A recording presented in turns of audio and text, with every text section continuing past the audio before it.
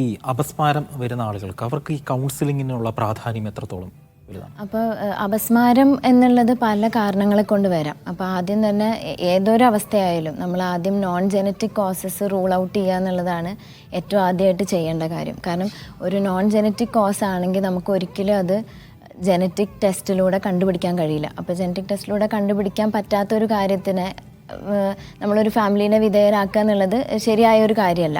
അപ്പോൾ എപ്പോഴും അതുകൊണ്ടാണ് ഞാൻ പറഞ്ഞത്, പീഡിയാട്രിക് ന്യൂറോളജി കൺസൾട്ടേഷൻ അവരെടുക്കുന്നുണ്ടെങ്കിൽ ആ പീഡിയാട്രിക് ന്യൂറോളജിസ്റ്റിന് ഒരു പക്ഷേ അത് ജനിതകമാവാനുള്ള കാരണമുണ്ടോ, അല്ലെങ്കിൽ ആ കുട്ടിക്ക് ജനിച്ച സമയത്ത് എന്തെങ്കിലും ഹിസ്റ്ററി ഉണ്ടോ എന്നുള്ളത് നമുക്കറിയില്ല. ചിലപ്പോൾ കുട്ടി കരങ്ങിയിട്ടുണ്ടാവില്ല, ബ്ലഡ് സർക്കുലേഷൻ, ഓക്സിജൻ സപ്ലൈ ഒക്കെ കുറഞ്ഞിട്ടുള്ള കാരണങ്ങളെ കൊണ്ട് ഇതുപോലെ അപസ്മാരം കാര്യങ്ങൾ വരാം.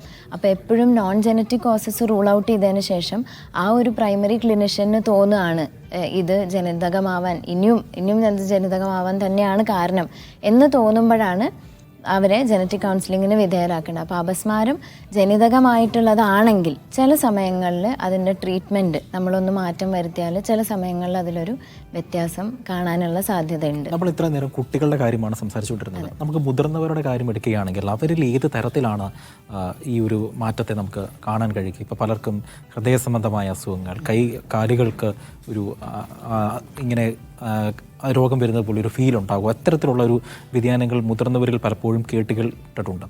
അപ്പോൾ മുതിർന്നവരുടെ കാര്യത്തിൽ എങ്ങനെയാണ്? മുതിർന്നവരുടെ കാര്യത്തിൽ വരുമ്പോഴും അത് പലതരത്തിലുള്ള ലക്ഷണങ്ങളായിട്ട് വരാം. ഇപ്പോൾ നമ്മൾ പലപ്പോഴും എന്താ ഉണ്ടാവുന്നതെന്ന് വെച്ചാൽ ഏതൊരു റെഫറൽ കിട്ടുന്നത് നമ്മൾക്ക് ഏതൊരു ഡിപ്പാർട്ട്മെൻറ്റിൽ നിന്നാണോ, അതിപ്പോൾ കിഡ്നി സംബന്ധമായിട്ടാണെങ്കിൽ നമ്മളൊരു ഫാമിലിയിൽ ഒരുപാട് പേർക്ക് കിഡ്നി സംബന്ധമായ അവസ്ഥ കാണും. അപ്പോഴാണ് നമുക്ക് ഇത് ജനിതകമാവാം എന്നുള്ള തോന്നൽ വരുന്നത്.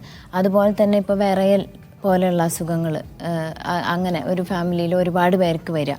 അപ്പോൾ ഇത്തരത്തിൽ നമ്മൾ ഒരു മുതിർന്ന ആളിനെ നോക്കുമ്പോൾ ഒന്നിൽ കൂടുതൽ അത് എഫക്റ്റ് ചെയ്തിട്ടുണ്ട് എന്നുള്ളതിന് കൂടുതൽ അത് ഫാമിലി ഹിസ്റ്ററിയിലാണ് നമ്മൾ കുറച്ചും കൂടി അധികവും ഇമ്പോർട്ടൻസ് കൊടുക്കുക. ഒന്നിൽ കൂടുതൽ മെമ്പേഴ്സിന് ഇത്തരത്തിലുള്ള ഒരേ തരത്തിലുള്ള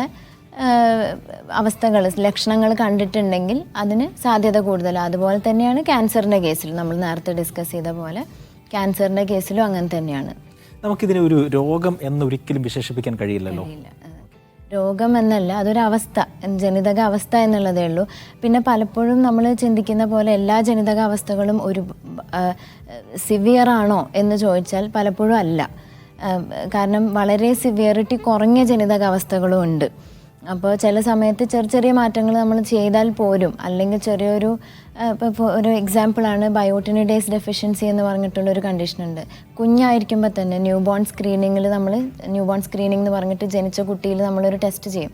ന്യൂ ബോൺ സ്ക്രീനിങ്ങിലൂടെ ഈ ബയോട്ടിനിഡേസ് ഡെഫിഷ്യൻസി നമുക്ക് കണ്ടെത്താൻ കഴിഞ്ഞെങ്കിൽ അന്ന് തന്നെ നമുക്ക് ഈ കുട്ടിക്ക് ബയോട്ടിൻ സപ്ലിമെൻറ്റ്സ് സ്റ്റാർട്ട് ചെയ്ത് കഴിഞ്ഞാൽ യാതൊരുവിധ ബുദ്ധിമുട്ടുകളും ആ കുട്ടിക്ക് ഉണ്ടാവാനുള്ള സാധ്യതയില്ല. അതേസമയം ആ ട്രീറ്റ്മെൻറ്റ് വൈകിക്കഴിഞ്ഞാൽ പലതരത്തിലുള്ള ഡെവലപ്മെൻറ്റൽ ഡിലേ, ഹിയറിംഗ് ലോസ്, അങ്ങനെയുള്ള പലതരത്തിലുള്ള ബുദ്ധിമുട്ടുകളും വരും. അപ്പോൾ അതുകൊണ്ട് തന്നെയാണ് എപ്പോഴും ഏർലി ഡിറ്റക്ഷൻ എന്നുള്ളതിന് എപ്പോഴും നമ്മളൊരു ഇമ്പോർട്ടൻസ് കൊടുക്കണം എന്നുള്ളത് വീണ്ടും നമ്മൾ